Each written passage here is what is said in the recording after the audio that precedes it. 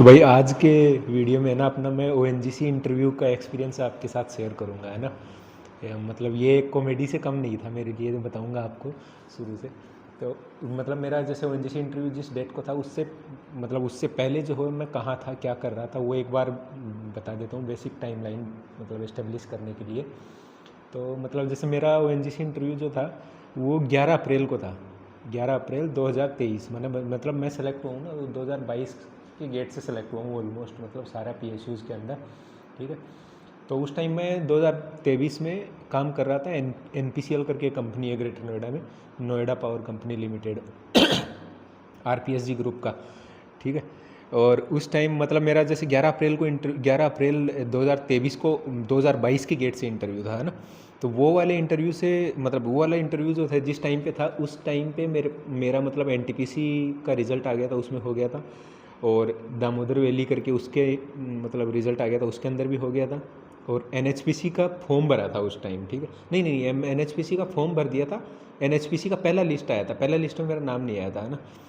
NHPC का आ गया था फिर, और डबल ए आई का डॉक्यूमेंट वेरिफिकेशन, ये सारा प्रोसेस जो है ना, ये 15 मार्च से 25 अप्रैल के बीच में मतलब सारे पीएसयूज़ का ऑलमोस्ट हुआ था मेरे टाइम में, है ना। तो ओएनजीसी वाले इंटरव्यू की कहानी बताता हूँ आपको भाई। ये कॉमेडी मतलब पूरा एक कॉमेडी शो हो जाएगा एक तरह से, आप देखोगे यार सोचोगे कि यार कैसा दुष्ट लड़का था, है ना। तो जैसे मैं ओएनजीसी का इंटरव्यू आया ना, ओएनजीसी इंटरव्यू के टाइम मतलब बाकी का जो पीएसयूज़ था जिन जिन के अंदर मेरा डॉक्यूमेंट वेरिफिकेशन होना था और जहाँ जहाँ मेरे को रिपोर्टिंग करना था ना, उस सब का भी तैयारी कर रहा था। तो बहुत सारा अलग अलग डेट पे था सबका, है ना। तो डेट और उसी टाइम उन्हीं 20-25 दिन के इंटरवल के अंदर तो ओएनजीसी का जब मैंने वो निकाला ना, जो इंटरव्यू के टाइम जो कॉल लेटर हम लेके जाते हैं वहाँ पे और जो डॉक्यूमेंट लेके जाते हैं, तो जब उनकी वेबसाइट से जब वो कॉल लेटर का वाला निकाला मैंने, तो उसमें डेट लिखा हुआ था 11 अप्रैल 2023, है ना। और सिंस मैं उस टाइम काम कर रहा था एनपीसीएल वगैरह के अंदर, और साथ में एनपीसीआईएल नहीं है, एनपीसीएल करके प्राइवेट कंपनी है एक, है ना। ठीक है। ओ एन जी अब उस टाइम मैंने बहुत सारे डॉक्यूमेंट अरेंज करा था, डबल ए आई का भी वेरिफिकेशन के लिए अरेंज कर रखा था, और एन एच पी सी का फॉर्म भरा था, एन एच पी सी का पहला लिस्ट आया था सॉरी, और साथ में ओ एन जी सी का वो डाउनलोड किया, और साथ में एन टी पी सी का डॉक्यूमेंट वेरिफिकेशन के लिए मैंने जो है उनकी एन टी पी सी का डॉक्यूमेंट वेरिफिकेशन क्या होता है, अपलोड करना होता है इसे। तो वो अपलोड करने वो सारे डॉक्यूमेंट्स मेरे पास जो है मतलब एक ही साथ में थे, सारे एक ही फाइल के अंदर। और मेरा दिमाग में है ना वो 11 अप्रैल 2000 अच्छा 11 अप्रैल जो था ना उसको मतलब ऐसे जैसे मतलब ऐसे ना डॉक्यूमेंट में निकलवा के लाया, और वो 11 अप्रैल वो डेट लिखा हुआ था ना ओएनजीसी के उसके फॉर्म के अंदर, जो कॉल लेटर के अंदर उसमें लिखा हुआ था 11/4/2023। उस 11/4 को है ना वो बाई डिफ़ॉल्ट मेरे दिमाग में पता नहीं कैसे रह गया, वो 1 अप्रैल 1/4/2023 रह गया, है ना। अब होगी शुरू कहानी भाई पूरी, है ना। मतलब वो अब तुम सोच, जिस दिन मैं प्रिंट करवा के लेके आया ना उसी दिन मैंने देखा ऐसे एक बार में वो स्लेस मेरे को जो है ना वो जो 11 स्लेस दिखा हुआ था वो मुझे 1/4 मैंने उसको पढ़ लिया, और वो कैसे मेरे दिमाग। और उसके बाद से मैंने ओएनजीसी इंटरव्यू देने गया ना, उस दिन तक मैंने जो है सारा डॉक्यूमेंट जो है वो देखा भी नहीं था। उस जब निकलवा के लाया सारा अरेंज कर लिया था उसी टाइम में, और वो फाइल में रख रखा था। वो मैं सोचा जिस दिन होगा मतलब 10-15 दिन बाद में जब था, तो मैं सोचा ये फाइल उठाऊंगा सीधा और चल लूँगा। वही फाइल लेके मैं सारा जगह वेरिफिकेशन करवाने गया था ना। ओ वाले में मैंने वैसे ही किया था। तो ओ वाले में वो मेरे अब जब मैं पहली बार निकलवा के था उसी टाइम वो मेरे दिमाग में वो 11 की जगह 1 अप्रैल बैठ गया। ठीक है। वो 1 अप्रैल बैठने के बाद अब क्या हुआ, उस टाइम मैं एनपीसीएल में काम कर रहा था, और जब जाना मुझे 11 अप्रैल को था, 1 अप्रैल मेरे दिमाग में पड़ रखा, दिमाग में मेरे बैठा हुआ था कि 1 अप्रैल को है एनजीसी का मेरा, है ना। वो डेट की वजह से ऐसा कन्फ्यूजन हुआ, वो स्लैश की बैक स्लैश की वजह से कन्फ्यूजन हुआ पूरा। तो मैंने 31 को या फिर हाँ 31 मार्च को जो है, हाँ 31 मार्च को मतलब जैसे एनपीसीएल में मैं काम कर रहा था ना, वहाँ मैं साइट मतलब एज ए साइट पे मेरे को ज़्यादा जाना होता था। जैसे पावर डिस्ट्रीब्यूशन में मैं काम कर रहा था, साइट का काम ज़्यादा होता था, वहाँ पे जाना पड़ता था। ऑफिस में तो बहुत रेयरली बैठते थे, है ना। मतलब जैसे ऑफिस में बैठे होंगे सुबह में 10-11 बजे तक, और शाम को मान लो 4 से 6:30 तक, है ना। बाकी हमको फील्ड में ही ज़्यादा काम होता था, है ना। तो मैं उस दिन साइट पे से आया 31 तारीख को साइट पे से आया मैं करीब शाम को 9:30 बजे करीब, हाँ 9:30 या 10 बजे करीब आया होगा। अब जल्दी उस टाइम साइट पे से आया तो उस टाइम जल्दी थी कि मुझे दिल्ली ISBT के लिए निकलना, मेरा देहरादून में था इंटरव्यू, तो मुझे जल्दी ऐसे ISBT निकलना है, दिल्ली भी जाना है ना। 9:30 बजे बाद मेट्रो जो है ग्रेटर नोएडा में, मेट्रो लास्ट मेट्रो 10 बजे तक चलती है ना, तो 10 बजे से पहले वाली मेट्रो लेनी थी मेरे को, है ना। 10 बजे पहले वाली ग्रेटर नोएडा से मेट्रो ले लिया, वो फॉर्म उठा लिया, वो चेक नहीं किया मैंने, उसमें सारे अरेंज किए हुए थे जो रिक्वायरमेंट थे पूरे, है ना, ठीक है। वो लिया, मेट्रो में बैठा और सीधा ISBT आ गया शाम को, ठीक है। तो ये 31 मार्च को है और इंटरव्यू था मेरा 11 अप्रैल को 1 अप्रैल को समझ के जा रहा था मैं, ठीक है। मैं ISBT गया, फिर ISBT से मैंने देहरादून की बस ली करीब 1 सवा 1 1 1:30 बजे, 1 से 1:30 बजे के बीच के करीब लिया होगा, है ना। 1 1:30 बजे करीब वो देहरादून के लिए बस लिया, वो वोल्वो के अंदर गए। अब देहरादून पहुंचा मैं करीब सुबह 6 बजने वाले होंगे, ऑलमोस्ट 6 बज गए होंगे शायद, हाँ वही टाइम था, मतलब सूरज वगैरह निकलने वाला था, सर्दी वहाँ मतलब निकल ही गया था ऑलमोस्ट समझिए। जहाँ उतारा था उस मुझे वो फ्लाईओवर के पास में उतारा था एक जगह, वहाँ पे, वहाँ से फिर मैंने होटल बुक किया वो फॉर्मल्स वगैरह पहनने के लिए फिर होटल बुक करने के बाद में, अब भाई साहब मैं होटल में से एकदम रेडी होके पूरा कैब बुक करके देहरादून में और चल दिया ONGC वाले वहाँ, ठीक है। अब ये 1 अप्रैल को है सुबह में, हमको रिपोर्टिंग वहाँ ONGC में रिपोर्टिंग 8:30 बजे करना होता है, 8:30 बजे तक, है ना।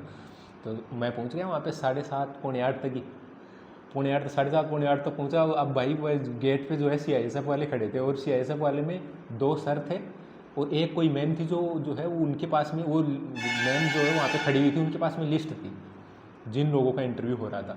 तो मैं बोला मैं दिखाया, मैं दिखाया नहीं, मैं बोला मैम मेरा इंटरव्यू है, तो इंटरव्यू है, तो बोले नाम क्या है, उन्होंने बोला, मैं बोला कमलेश कुमार समूता, ठीक है।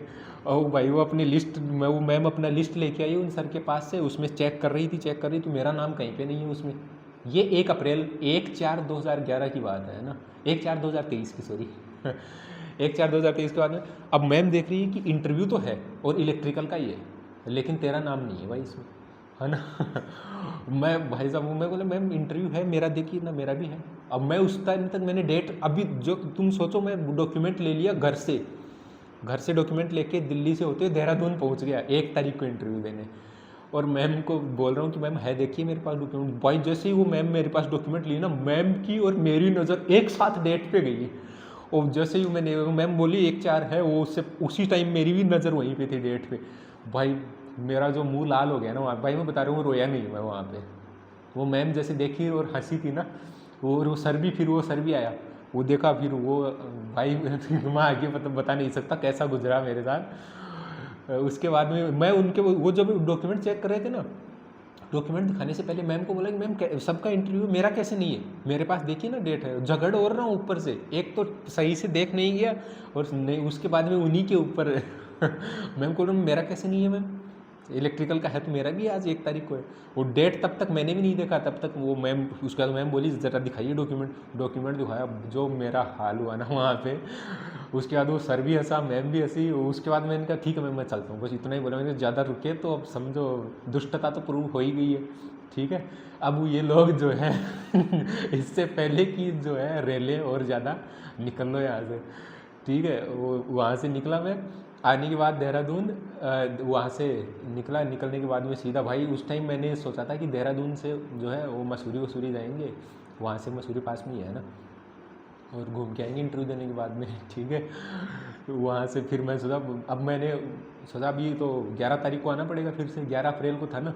और दिल्ली, तुम आप सोचिए मैं ग्रेटर नोएडा से देहरादून पहुँच गया सिर्फ एक डेट के कन्फ्यूज़न की वजह से ONGC का इंटरव्यू देने इतना भयानक हुआ था ना मेरे साथ में। फिर उसके बाद में आया ना, आते टाइम जो है मैं सोचा था कि सीधा मसूरी जाएंगे, मसूरी से सीधा दिल्ली की बस लेंगे। भाई ने देहरादून से जो है सीधा नहीं, दिल्ली का बस नहीं लेंगे, अब जो है हम पहले हरिद्वार जाएंगे वहाँ से देहरादून से हरिद्वार तक का बस लिया। भाई पक्का गंगा नहा के आया, कसम से ऐसा नहीं हो जाए दोबारा से, और किसी के साथ भी ऐसा नहीं हो भाई कि चलो हो गया, गलत पढ़ लिया, ठीक है, एक बार निकलने से पहले तो डेट चेंज कर लेना, चेक कर लेना चाहिए था ना मेरे को, वो सब भी नहीं हुआ। फिर उसके बाद में हुआ, उसके बाद ये स्टोरी जो है वो आया, आने के बाद में भाई वो जो मेरे दोस्त थे ऑफिस के अंदर, उनमें से 2-3 को पता था कि इसका PSU में अभी चल रहा है जगह जगह, तो उनको पता था NPCL में ये इंटरव्यू दे के आ गया है ना, और बार्क का दे के आ गया है, ISL का दे के आ गया है ना।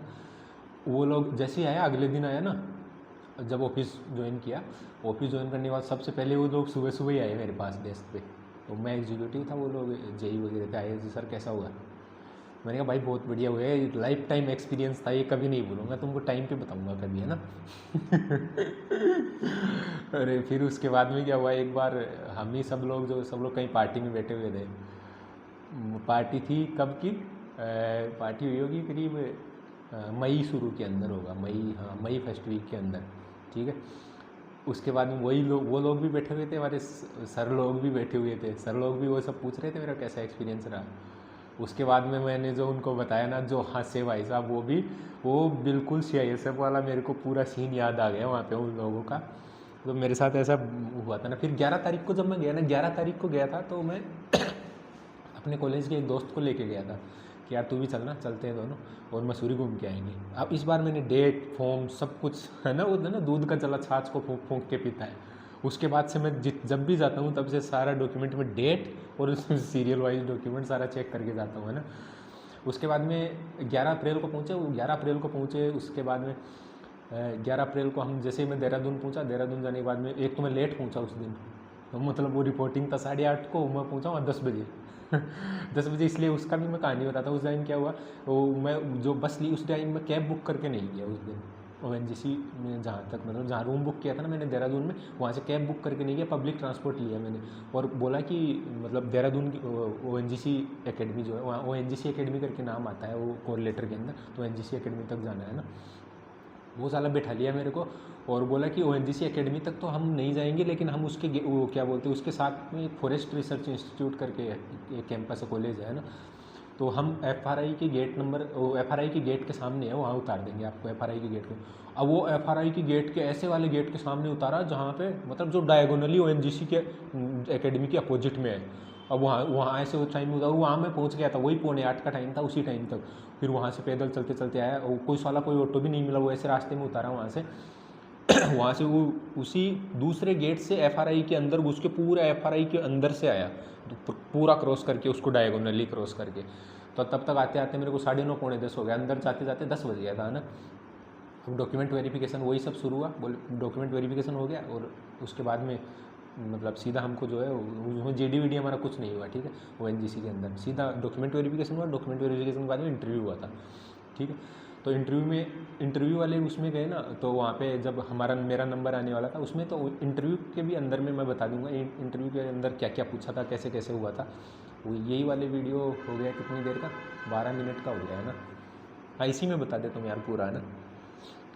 उसमें क्या हुआ था, जैसे ही मतलब हमारा डॉक्यूमेंट वेरिफिकेशन होने के बाद जैसे मेरा नाम आया, वो मैम हमको तीन लोगों को एक साथ लेके गई थी, है ना। तो बाहर में खड़े जहाँ इंटरव्यू हो रहा था बोर्ड में, उसमें वो लोग भी एक दो लोग नहीं बैठा होता वहाँ पे, चलो 8-9 लोग बैठे होते हैं ना। तो जब हम जा रहे थे, तो जब कोई बंदा बाहर निकल के आ रहा था, तब हम ऐसे साइड में झाँक के देखे थे, तो बहुत सारा लोग बैठा हुआ था ऐसे साइड में। तो भाई मैं तो डर गया था उधर में, तो साला इतना लोग तो IOCL में भी नहीं था यार। IOCL में तो 2 और 3 5 या 6 लोग था ना, वहाँ तो 8-9 लोग था। NPCL में भी इतना लोग नहीं था, बार्क में भी इतना लोग नहीं था जितना ONGC वाले इंटरव्यू में जो पैनल में लोग बैठा होता है ना, कम से कम 8 या 9 लोग बैठा होता है, ठीक है। उसके बाद में जैसे ही मेरा नंबर आया, अंदर में गया, गुड मॉर्निंग सर, यही सब, है ना, जो फॉर्मेलिटी करते हैं। और भाई मैं जैसे अभी बोल रहा हूँ ना, डिट्टो मैं सर लोग जो थे वो सारे 45 से एज के से ऊपर होंगे मतलब।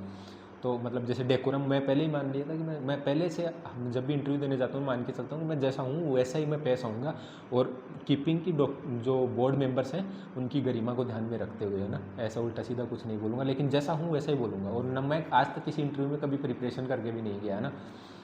ONGC वाले इंटरव्यू में प्रिपरेशन करके मतलब ऐसे जैसे वो जो उसमें क्या होता है, एक वो रेज्यूमे भरवाते हैं वो लोग, वो रेज्यूमे कॉपी उनके पास में होता है, उसी में से क्वेश्चन पूछते हैं वो लोग।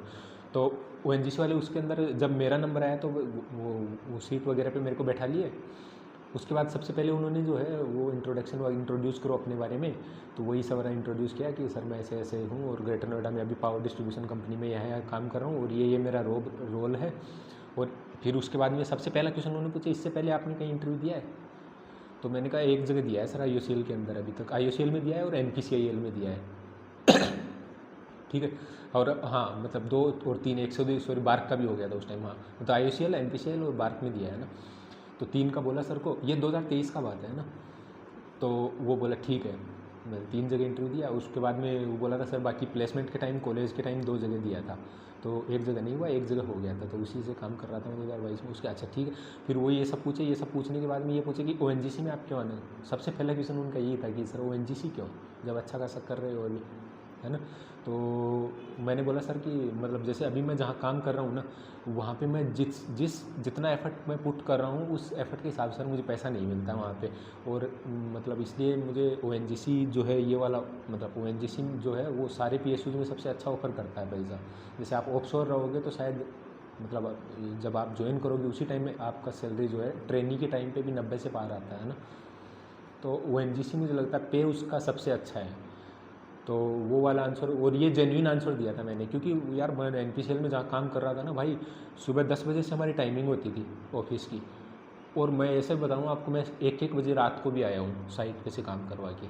मैं और मेरे साथ में एक दोस्त था मेरा योगेंद्र, हम दोनों भाई अपने एरिया में, मतलब हमारे अंडर में करीब करीब कितने होंगे टोटल 40 गांव थे। मतलब विलेज ग्रेटर नोएडा वाला एरिया जो है उसमें जितने गांव है ना, ये क्या बोलते हैं, क्या बोल, ये वाला जो ये, एक तो जैसे हबीबपुर हो गया, हल्द्वानी हो गया, जलपुरा हो गया, ये वाला जो इधर नोएडा से सटा हुआ एरिया वो यहाँ से देखना शुरू करते थे। और उधर ग्रेटर नोएडा की उस साइड तक जो अल्फा बीटा गामा के आगे ची पाई फाई वो सेक्टर है ना, उधर में गांव है वो जुनपत गोरी बचेरा वगैरह, वो सब गांव सारा हम ही लोग देखते थे। करीब करीब 40 गांव थे और हम लोग एक टीम में काम करने वाले 7-8 लोग थे।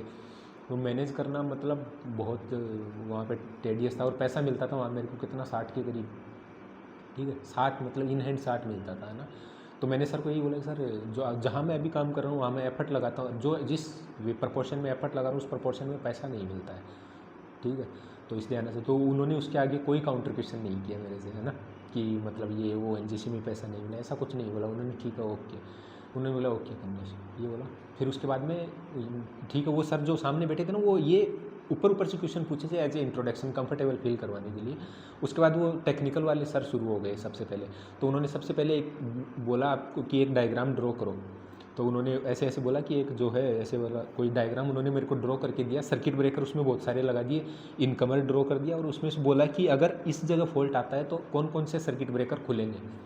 तो ये काम तो मैं 2.5 साल से कर रहा था वहाँ ठीक है।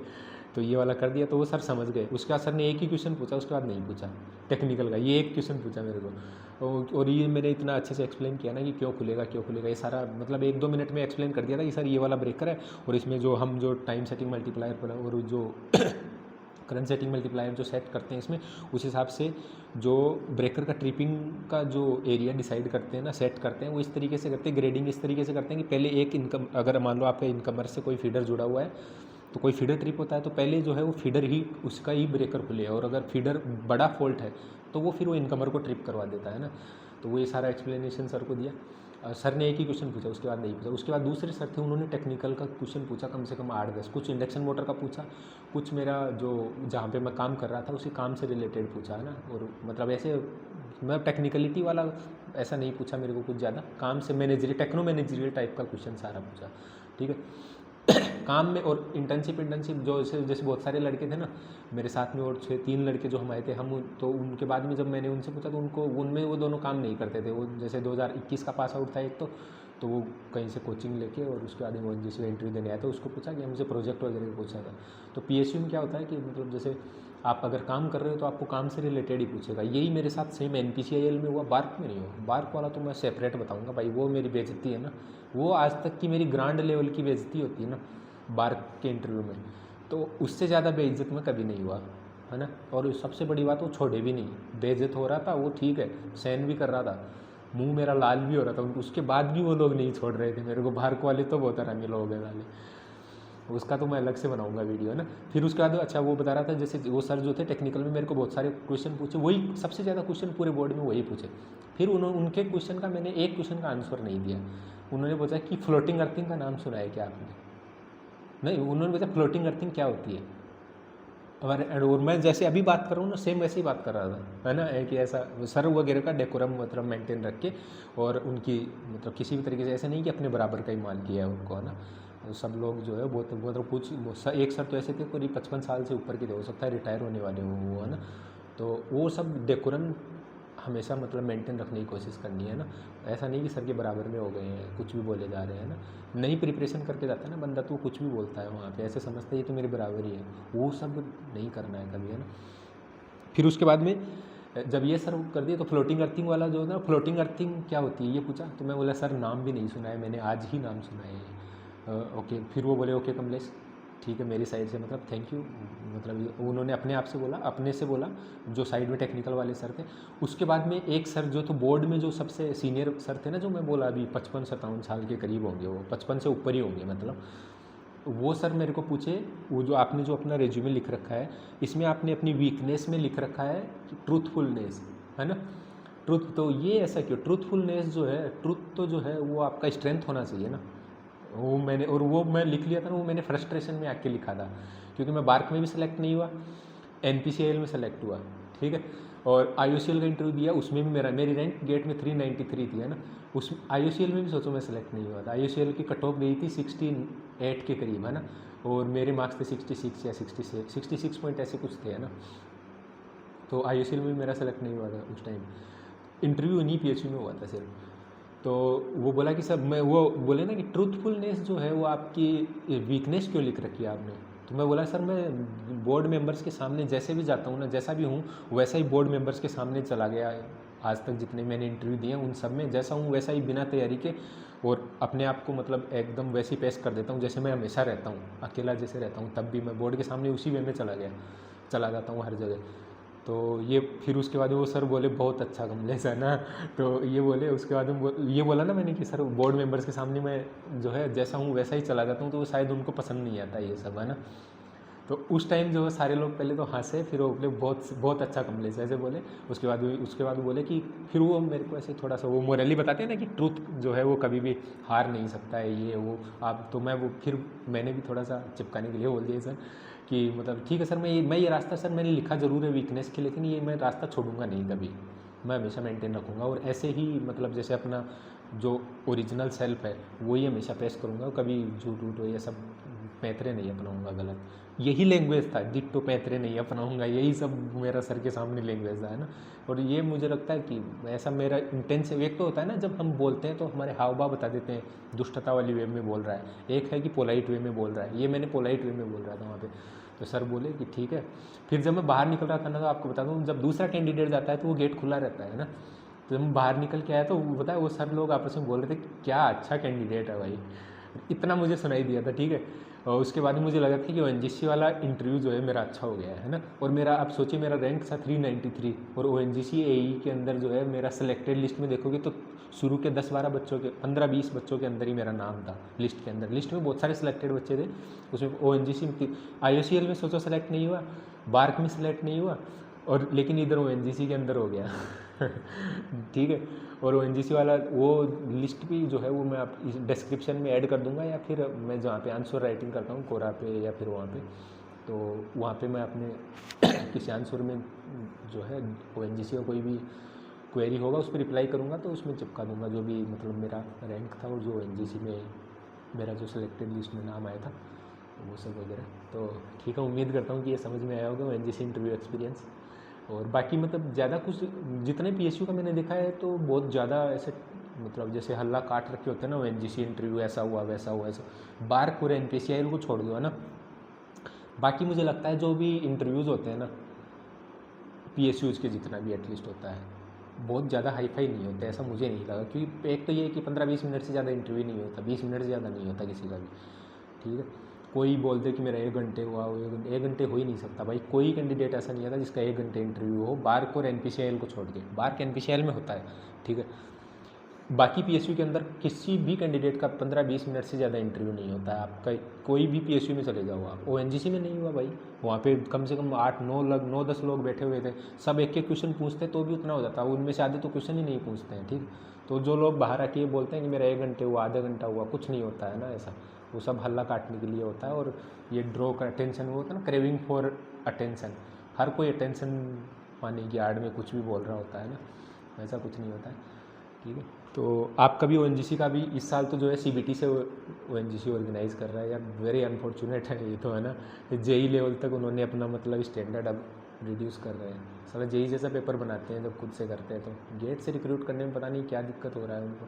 ठीक है, तो ठीक है, signing out for this video. अब अगले वाले वीडियो के अंदर देखने कोई और एक्सपीरियंस शेयर करूँगा अच्छा वाला जहाँ पे मेरा हुआ। ठीक है, ठीक है, तो इस वाले वीडियो के लिए बहुत बहुत धन्यवाद।